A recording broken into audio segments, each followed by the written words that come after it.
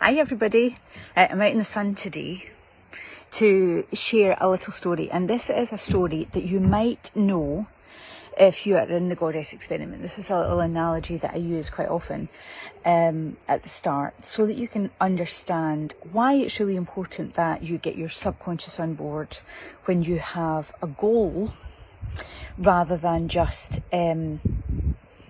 working, using your conscious mind, right? And so what I do is I like to have you think about a hot air balloon, right?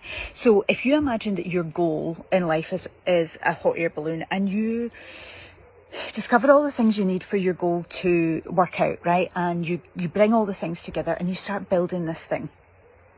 And you look around and you're in a field of loads and loads of hot air balloons, and everybody's doing something really similar to you, right? So you're all going about and you're making your basket and you're getting all the cloth that you need for your balloon and you're putting all these things together, right? And then it comes to the point where everything's built, everything's ready to go, and you're like, right, it's time for this to take off, right? And so you look around and what you discover is that everybody else is putting a load of fire into their hot air balloon, right? So they're going and they're getting a load of energy and they are setting these big flames, and these flames are filling up these hot air balloons and off they go into the sky, right? So you've built all the things, you've gathered all the stuff together that you need, and everybody around you is like, yeah, just put a load of energy and like get fired up about this thing, your dream, get fired up about it, and all that energy from you getting fired up, it'll go into your dream and you're just going to take off. So you do that and you're like, yeah, and you bring yourself together and you do all this stuff and you get yourself super fired up about this thing that you want. And then you look around and you're still on the ground. And so then you think, right, I'm not doing this right. So you're going to ask some more people, and they say, visualize it. Visualize that you are in the sky, and imagine that you're up in the clouds, and you're like, right, okay, I'm going to visualize it. So you close your eyes and you imagine yourself up above the clouds and you're floating, and it's so easy and you want it so much, and you know that you want it. And you know that you want it because you can visualize it so easily. And you open your eyes and you're still on the ground. And so by this time, you might start getting a bit embarrassed because everybody around you just seems to be finding this so easy, and they're all floating about in their hot air balloons and you can see them, and some of the hot air balloons are like way smaller than yours and they're still working, and some of the people who have their hot air balloons in the air are like, it didn't really look like they were trying that hard, but they still managed it, and you've tried really hard. And some people have like hot air balloons that look like they're made out of like old scraps of stuff, but they're still flying and yours isn't. And so you start thinking, well, it's got to be me. But you think, right, I'm going to compare, right, what have they got that I don't, right, but they've got all this fire, right, I'll put more fire in, I'll put more energy in, I'll do all these things. Maybe there's a hole in it, I'll go and fix it, I'll go and check that my basket's too heavy, I'll do all these things, right? And the truth is that you then get to the point where you think, I don't really want to talk to anybody about this anymore because I'm getting a bit embarrassed because mine isn't in the air and everybody else's is in the air, and I don't, it's very obvious to everybody that I am still on the ground, and everybody's just saying, these are all the things that you need, and you copy what other people do and you're still there. And the one thing that I want you to realise is that when you look down, when you're standing in the basket of your hot air balloon, of this thing that you truly want, and you're putting all your energy in it and you've done all this preparation, when you look down at the ground, you will realise that there are ropes, safety ropes, right, holding you down to the ground, and they are there for a very good reason. And the very good reason is that you're getting prepared, you don't want to be floating off into the sky, right? And this is kind of how our subconscious works. There are safety mechanisms in place to make sure we don't do crazy, stupid stuff that's going to be dangerous, right? And those safety ropes are put in when we are very young, generally under the age of 10, right? And so all these people who are floating so effortlessly into the sky with almost no energy or effort whatsoever, they simply don't have as many safety ropes as you do, or they've removed them. They've seen that they're there, they've pulled them out, they've done all the other stuff. Now, it's really important to know that all the other stuff is important. It is important to have energy and drive and passion and to put in effort. It's really important to be prepared and to create your hot air balloon and to make sure it's going to be safe and that it's going to be robust and all these kind of things. But it's also really, really important to check that you don't have a load of safety ropes that are holding you into the ground. Now, when we think about our subconscious mind, these are just fears, right? And fears are essentially beliefs, right? And beliefs are essentially experiences that we've had in the past. That's how it breaks down, right?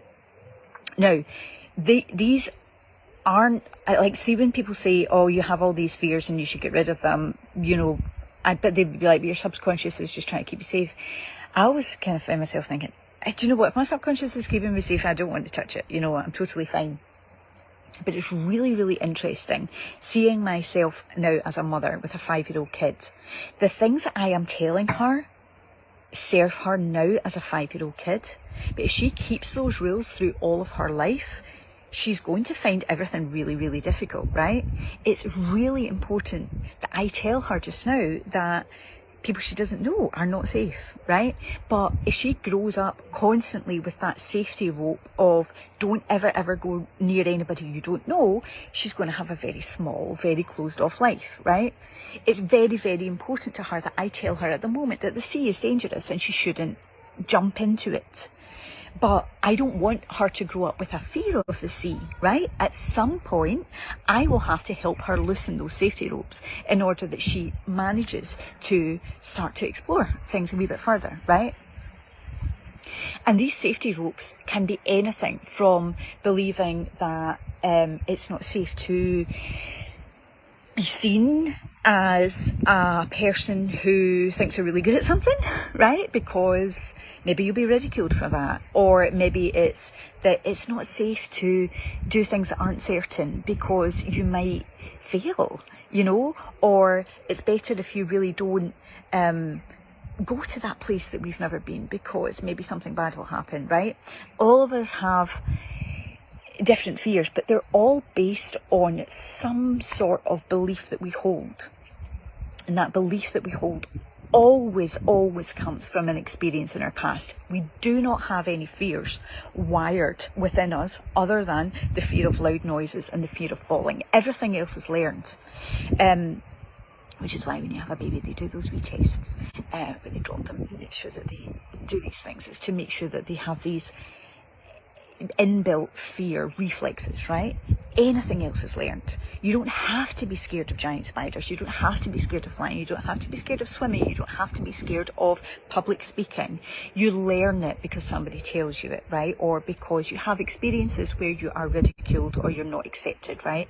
Now, our core wants to always be part of the tribe, right? Even if you are an introverted person, you want to make sure you are going to be accepted by your tribe, especially up until, you know, ages 0 to 10, because they are the people who are keeping you safe, who are keeping you fed, who are keeping you alive, right? And so if something that you are considering doing might bother the tribe or the tribe leader in some way, then that's something that you learn is very, very important not to do.